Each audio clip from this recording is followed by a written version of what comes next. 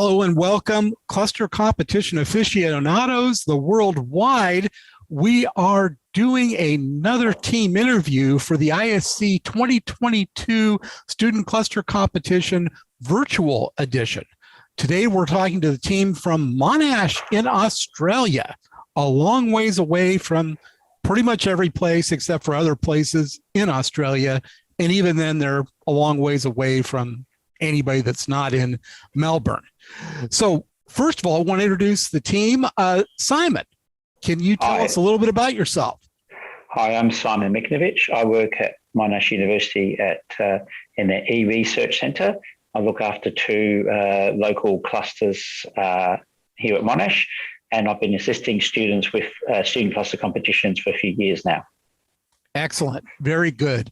Now let's start with the team captain, the team leader, the one who made it all work, and that's Pascal. How are you, Pascal? Yep. Hey guys, I'm Pascal. I'm a second year studying at Monash at the moment. And as you have said, I'm the team captain of the Deep Neurons Student Cluster Competition team. Got to give it up for the team captain. This time, good job. In our entry to ISC. And I primarily just worked on managing the team members and also working on the NW camp application. Very good. Very good. Let's go to you, Nick, next. Sure. So hello, everyone. I'm Nick Marks. I'm a third year at Monash University, so undergraduate studying engineering and computer science. I think like Pascal, I've been on this Monash Deep Neuron team since last year, competing in some cluster competitions. And for ISC22, I was working primarily on the XCompact 3D application. Cluster competitions get in your blood, don't they? Yeah, for sure. Yeah. And a late entrant to the team, Raymond. Hi, everyone. My name's Raymond, and I'm a fourth year electrical engineering and science student at Monash. I'm a new recruit, so I just joined this semester. But I'm looking forward to doing full hands on deck next semester after I learn the ropes a bit more. Excellent. Excellent. So is it fair to say it's been a bit of a rocky road, this competition for Monash? Yeah? Yeah, I think so. Yeah. Tell us a little definitely. bit about it. Pascal, do you want to take that one? Yeah, so our biggest problem was probably with the manpower and resources available to us. So we started off with 6 members in the team. Well, actually 7, but one pulled out before. And due to some miscommunication, we found out that only 4 members were eligible for under Deep Neuron and the competition Skyline to enter. And then halfway through the competition, some other students also got other commitments with university due to our increasing workload, as well as returning back to a campus. So they were not able to, fulfill the work that they had promised that they would do. So seniors. Yeah, we had effectively 2 members for most of the competition, but I'm quite proud of us what we were able to manage to complete at the end. That is tough. Now, Nick, were you there from the beginning? Yeah, so Pascal and I think were at least on this call, along with Simon, the original part of the original group.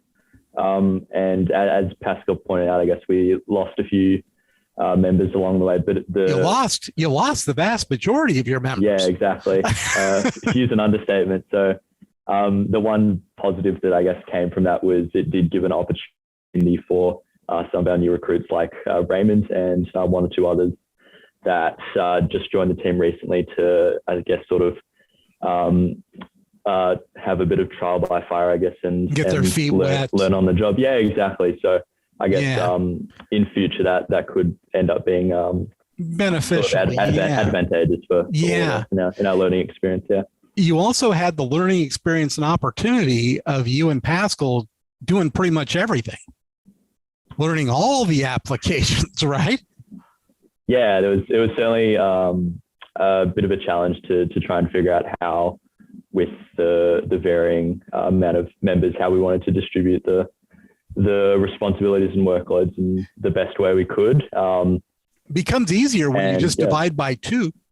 divide by 2, it's a bit of a simpler arithmetic for sure. So in that sense, it was, I guess we didn't have to necessarily worry about the battles of communication and so on and so forth that come with larger teams, but it certainly would have been very grateful for a few extra hands, I think, towards the end. Absolutely. So Raymond, what did you work on in the short amount of time you were with the team? So I've just tried to learn how to download and compile the programs, and just trying to learn how to do those and load modules and things like that. Do you adjust compiler flags and that sort of thing? So sometimes kind of ran into quite a few errors, and got some of the more seniors to help me a bit with that. Yeah. That's good. That's good. Good learning. Now, this isn't the end of the road for this team. You're going to be in the Indie Cluster Competition as part of ISC22, right? I believe so. So are you, you've submitted an application. I don't think they've told anybody if they're in for sure, or have they? Yeah, they haven't, but we're hopeful. We came second last year, so maybe they will just look at us and just kind of put us in the other pile straight away. I think you've got a good shot at that, and I don't think there's any real I don't think there's any reason they wouldn't take you, I guess. They've got capacity and all of that, so that will be good. Do you know what the applications are for it yet? No, Pascal. Yeah. Other than the benchmarkings, which will be like LINPACK and HPCG, that's all we know at this stage. So I must say that the students, didn't handle themselves well, given all the challenges they got this semester. And, they're still enthusiastic, and that's the main thing. They're still keen to keep going. And I commend them for not, giving up and doing something else there. They still want to go back and learn. And I'm learning all the time too. Every application's new to me. That's great. So that's the whole spirit of the competition. What are you three looking at doing once you graduate? Has HPC, this experience, given you any ideas? I guess I'll start. Let's start with you. Yeah, I've always been just interested in faster, just calculating stuff really fast and making stuff faster and scaling stuff up. So when I graduate, love that. My goal is probably to work in something like high frequency trading. One of the things I'm looking into. So things like that require, or hopefully my knowledge that I learned from here can be applicable for those ones. Look up something called reinforced machine learning. That's where the quants are going right now. I have dabbled quite a bit in those, but still just surface level knowledge. But sure, quite a lot of learning from it by at home as well. It is complex. If you get a chance, take a look at. I did 5 webcasts for the HPC plus AI on Wall Street, and a couple of them had to do with quantitative trading. And I'm not the expert in it, but the guys I had on the call were, and they talked about this stuff at length. So if you're interested, check it out. Send me an email. I'll send you some links. So Nick, what about you? To look into it. Yeah. How about you, Nick? Future plans. Decide your fate. Your future is on the line. You've got to decide right now. What are you going to do? With it as well. No changing your mind later.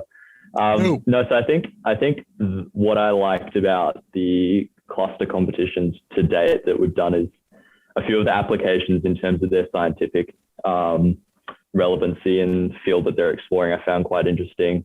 So like the XCompact 3D, the turbulent simulations, I thought were fairly interesting, just coming from an engineering background and potential applications there. But I suppose more broadly, Monash Deep Neuron we've got our HPC branch, and then we have a branch that works on projects more related to AI and deep learning and that sort of thing. Okay. And So I think for me at this stage, any way that I can sort of unify those two fields together, and obviously they work really well together. A lot of overlap in their relevancy. So something in that space, I think, is certainly drawing my interest potentially down the line.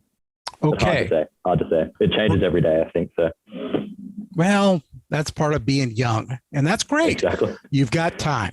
So Raymond, what are you interested in down the road?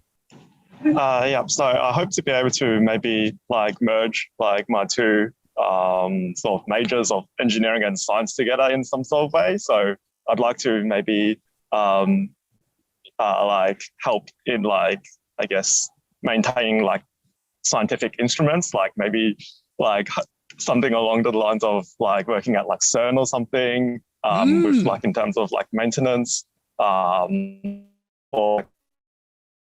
like in regards to like e-research or something like that, like computational stuff. That would be very cool. But don't just be the guy that sweeps up at CERN. Maintenance, you could be fixing pipes and stuff. You don't want that. We want you on the front lines of research wherever you go. Okay. Yeah, when you say maintenance, that makes me think of a guy pushing a broom or a mop and bucket. That's not you. No, I must say, Monash has a synchrotron right opposite. So hopefully it'll expand in the future, and there'll be opportunities to push the boundaries of that technology further. Okay, now that's interesting. Yeah, actually, one of the clusters I deal with is just for the synchrotron, analyzing synchrotron data. How big's your cyclotron?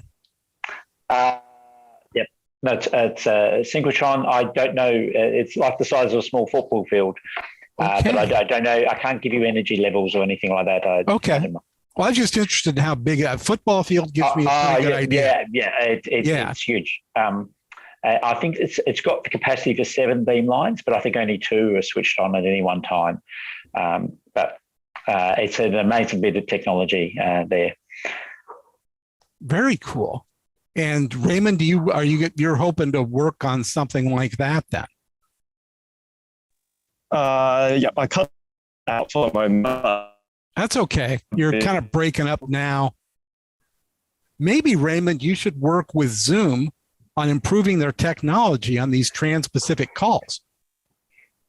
That would be good. Yeah. Well, we will probably be interviewing you again for the Indie Cluster competition. We plan to cover that and really appreciate your time now.